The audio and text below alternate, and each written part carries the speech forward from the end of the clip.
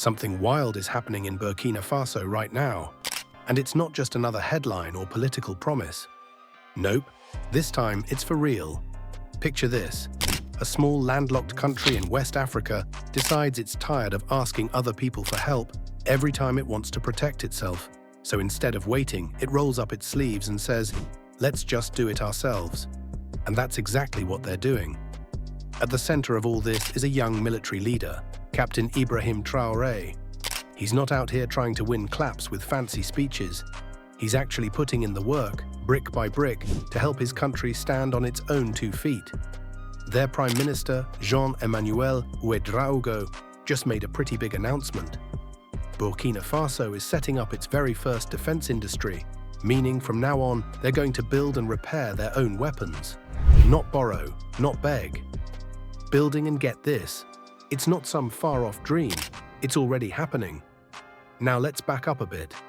For years, decades even, African countries like Burkina Faso have had to play by someone else's rules. Need supplies?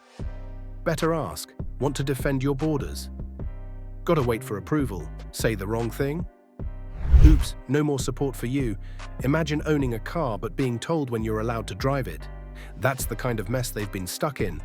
When their usual allies slammed the door, no more weapons, no more deals. Other countries like China, Russia, Iran, and Turkey showed up with offers. And sure, it helped in the moment.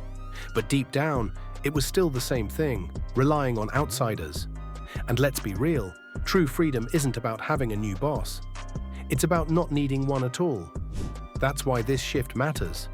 This new industry isn't just about building gear for soldiers. It's about flipping the power switch. Taking back control, saying, we'll look after our own house, thank you very much. But guess what? Not everyone's cheering them on. Big global powers have had their eyes on this region for a long time, especially Burkina Faso, Mali, and Niger. Why? Because there's money in the ground and power in the land. Gold, uranium, you name it. And if you control the weapons, you control who gets what. So these powers did what they do best. They made rules that sound nice but work in their favor. Take the Pelindaba Treaty, for example. Back in 1996, a bunch of African countries signed it, promising not to build nuclear weapons. Sounds peaceful, right? But think about it. While the big guys keep their nukes, Africa signs a paper saying it'll never have any. No real say, no real power, just a promise to stay out of the big leagues. But now Burkina Faso is tossing that script in the fire. They're not waiting to be handed a seat at the table. They're building their own table with tools they made themselves. And every move they make is shaking the old system. Here's something most people never really talk about, but it's a big deal. Way back in the 90s, African countries signed an agreement called the Pelindaba Treaty. Sounds fancy, right? On paper, it was supposed to be about peace. No nuclear weapons, no big explosions, everyone stays calm. But hold up, let's look a little closer. What it really did was lock the door on African countries ever having the same kind of power as the countries that already do have nuclear weapons. Over 50 African nations signed on, maybe thinking they were doing the right thing. But now people are starting to realize they might have signed away something way bigger than they thought. Think of it like this. You're at a soccer game.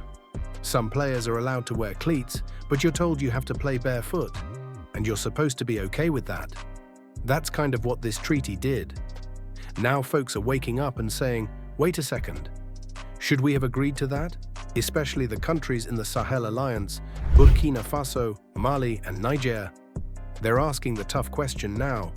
Can you really protect yourself if someone else decides how strong you're allowed to be?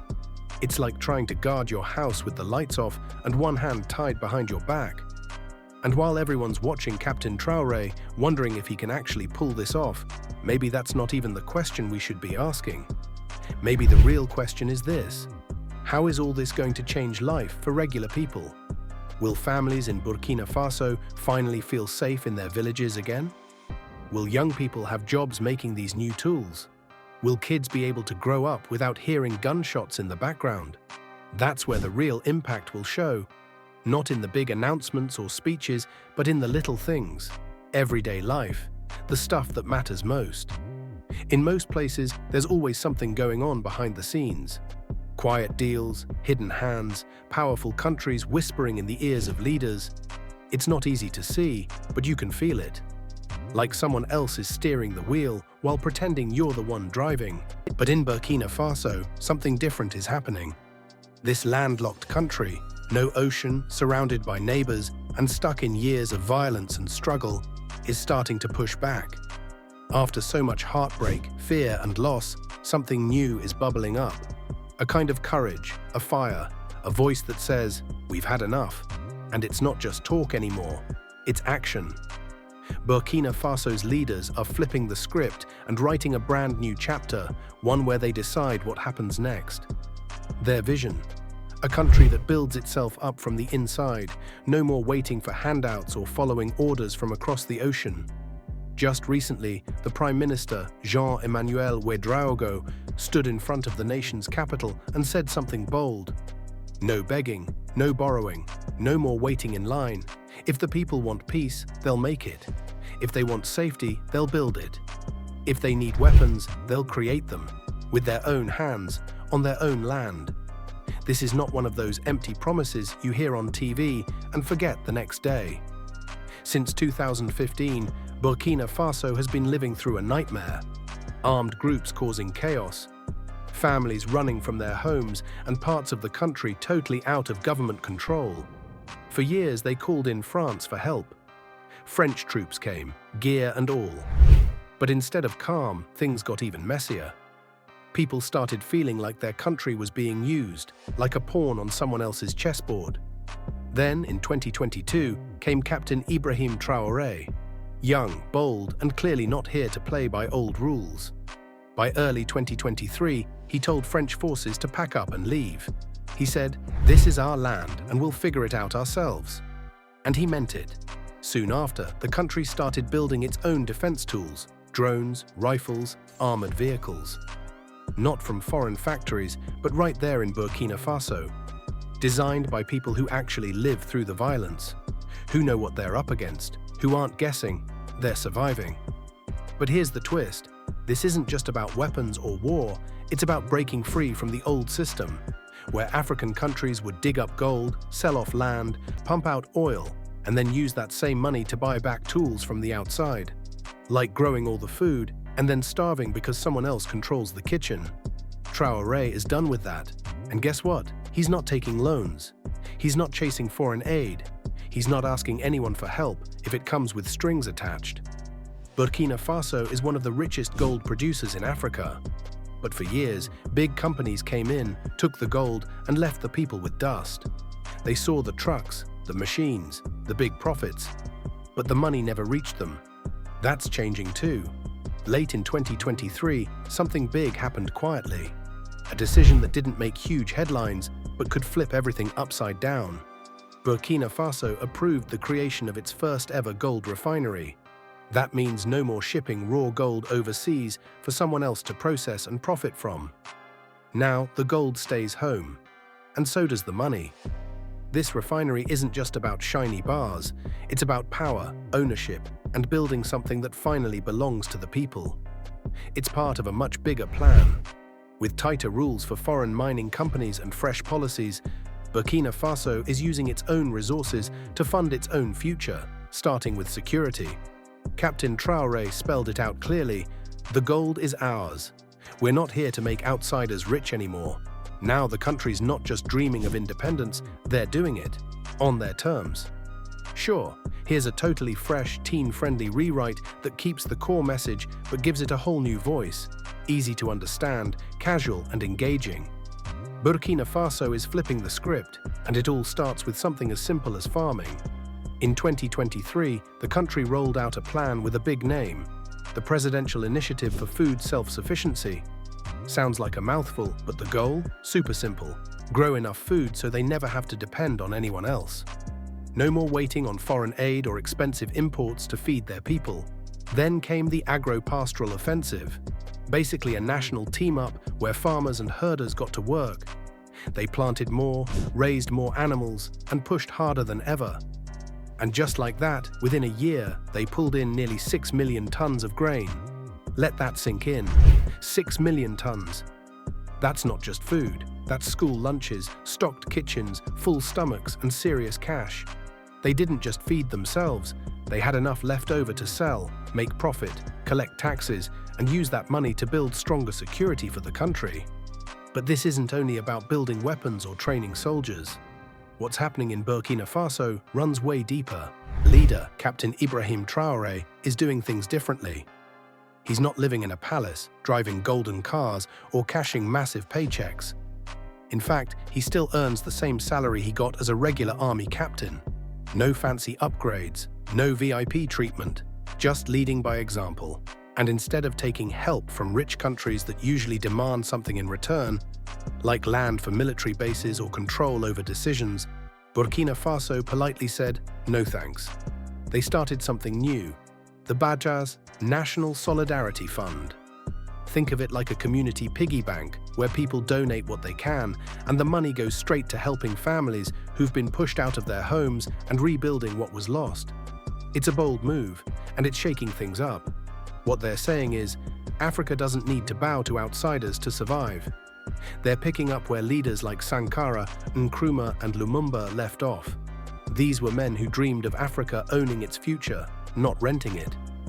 Sure, all this talk of building a military might sound like it's just about weapons.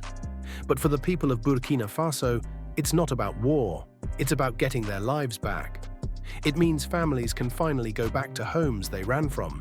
Kids can walk to school without fear. Towns can breathe again. And then there's the job boom. Someone's got to build the machines. Someone has to fix them, drive the trucks, mine the gold, make the tools. That means engineers, techies, miners, factory workers, all kinds of new jobs popping up. For a lot of people, this could be their very first real paycheck, their first shot at a better future. And instead of that money flying overseas into some billionaire's bank account, it stays local. It's being used to build roads, clinics, classrooms, and bring clean water to places that have been waiting for decades. The new gold refinery they opened, it's not just about shiny bars. It's a symbol, a reminder that things are changing, that Burkina Faso is finally keeping what belongs to them. They're not chasing permission. They're claiming power. As Traore said himself, this whole movement isn't just about borders or bullets, it's about identity, about pride, about a country refusing to be pushed around. Meanwhile, other African countries are still stuck in old patterns. In places like Somalia and Nigeria, you've got foreign drones buzzing in the skies. French troops are still stationed in countries like Chad and Côte d'Ivoire. It's a weird look, like grown countries still holding someone's hand to cross the street. But those foreign soldiers, let's be honest, most of them aren't there because they care. It's like Africa's been stuck in this never-ending cycle, always asking, always owing. Need food, ask for help, need weapons, take a loan, need peace, wait for foreign troops to show up. But every favor comes with a catch, and every loan leads to more debt. It's a setup that's been around since colonial days, like an old script that just keeps getting recycled. But in Burkina Faso, Captain Traore decided he wasn't playing that game anymore. First thing he did, he told the French soldiers to pack up and go home. No drama, no shouting, just a clear message. We've got this. And instead of trying to stand alone, he reached out to other countries like Russia and Turkey. Not because they're perfect angels, but because they offered straight-up deals. No lectures, no strings, no acting like they owned the place. Then he went a step further. He linked arms with Mali and Niger to create a new kind of alliance in the Sahel. Not some club that needs Western approval or foreign funding. Just neighbors standing together, saying, we'll have each other's backs. That energy is already showing. The new gold refinery. That's local gold being processed right there in Burkina Faso. No shipping it off, no watching all the profits vanish overseas. And the farming upgrades. They're not just for big businesses. They're helping the people in the villages, the markets, the small towns. It's a shift from top down to everyone in. Traore said something bold the other day, something that stuck. This fight isn't just about borders or power, it's about pride. It's about letting people walk with their heads high, knowing they can take care of themselves and shape their future without begging anyone else. And that's where the military part comes in. not to pick fights, but to stand guard, to protect homes, communities, and the idea that Africans should decide what happens on African land. This growing defense industry they're building, it's not just tanks and uniforms, it's the spine holding up their independence. But while Burkina Faso is pushing forward, not every country is ready to join in. In other places across Africa, you still hear the buzzing of foreign drones. Western military bases are quietly set up in cities from Chad to Somalia. To outsiders, it might look like support, but for many Africans, it feels more like being watched or controlled, like someone else still owns the keys.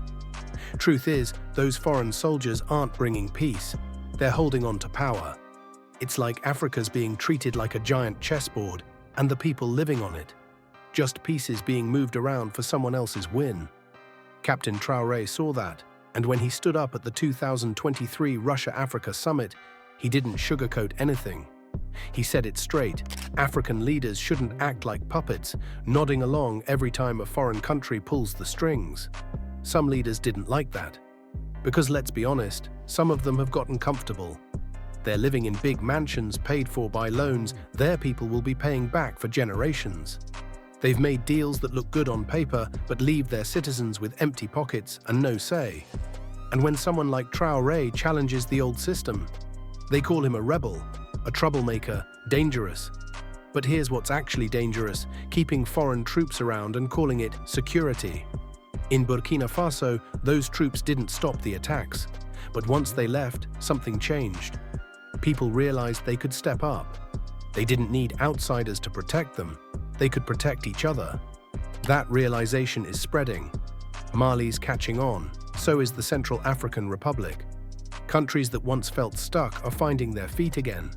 Because real protection, real peace, doesn't come from someone flying in to fix things for you. It comes from the people who know the land, who understand the danger, who care enough to defend their home like it's all they've got. Let's be real, changing a whole country's direction isn't some overnight thing. Burkina Faso still has a mountain to climb. The roads? Many are rough and crumbling. Some buildings are too old, others never got finished. Machines and proper training. Still not enough to go around. And yeah, danger's still out there. Those extremist groups haven't disappeared. And when it comes to cash, the government's not swimming in money. But this moment isn't just about one country trying to stay on its feet. It's a wake-up call for all of Africa. For too long, the world's been told the same tired story, that Africa always needs help, that it's too weak to stand alone. But what's happening in Burkina Faso? That's flipping the script. They're not just building tanks and uniforms. They're building proof. Proof that an African country can handle its own defense, manage its own resources, and make moves without waiting for a pat on the back from the West. It's a message louder than words. We've got this.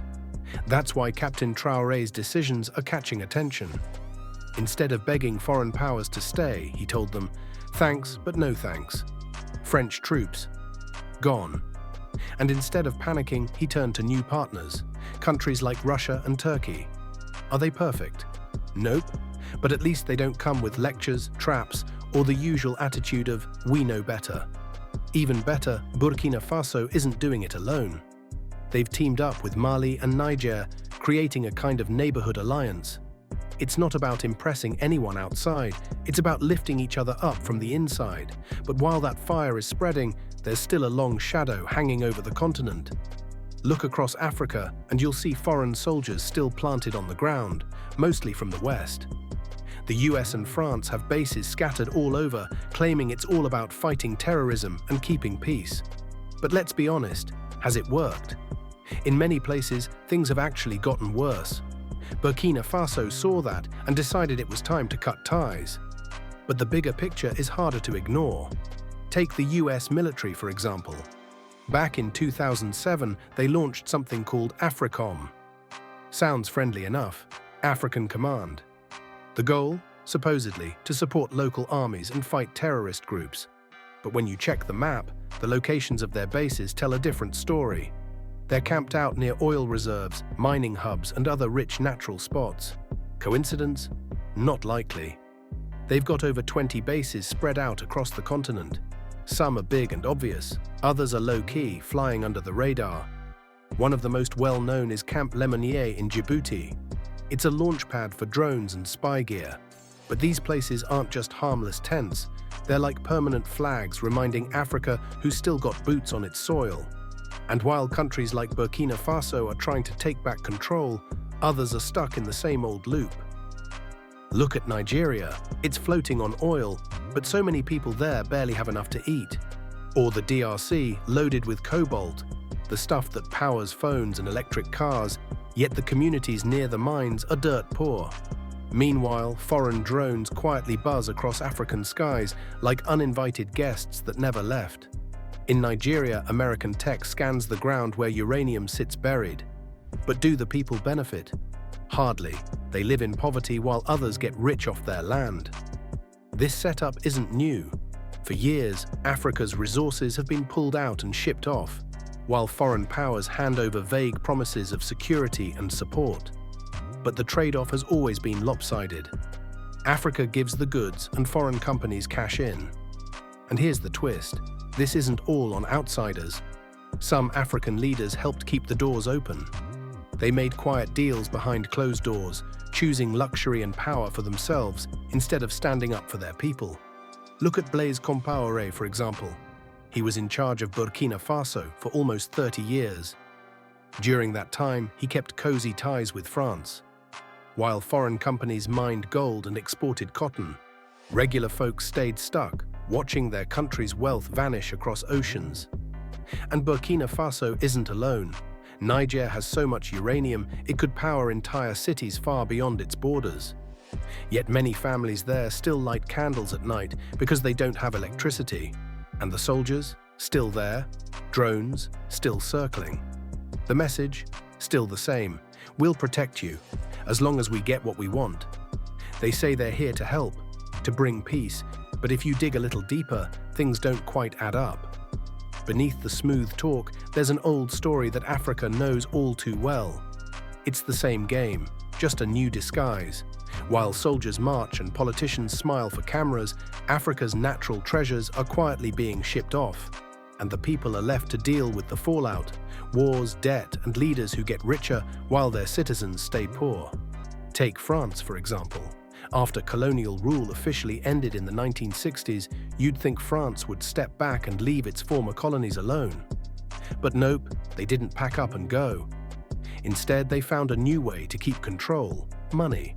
14 African countries still use the CFA franc, a currency that's actually controlled by France. That means billions of dollars in African wealth flow into European banks every single year. And don't forget the military. French troops stayed in places like Mali, Chad, and Burkina Faso, claiming to fight terrorism. But here's the thing. Things didn't get better, they got worse. This system kept going because some African leaders made it easy.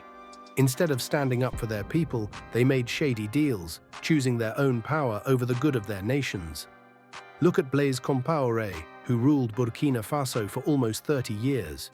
He kept France close while foreign companies mined gold and cotton, but the people stayed poor, watching their wealth slip away. It's not just Burkina Faso, though.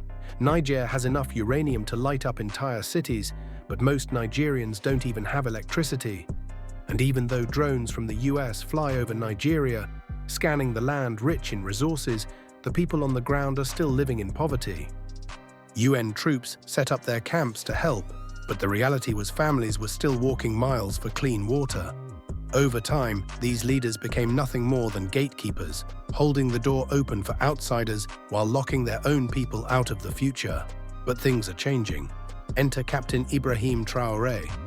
At just 37 years old, he brought a new energy to the table. He didn't come from a fancy office, but from the front lines, serving in some of the most dangerous regions of northern Burkina Faso, and as a peacekeeper in Mali. He saw firsthand what wasn't working, and he decided to take action. In September 2022, Traoré led a takeover of the government, stepping in when the country was being torn apart by violence. Since then, he's been rewriting the rulebook. In February 2023, he made a bold move.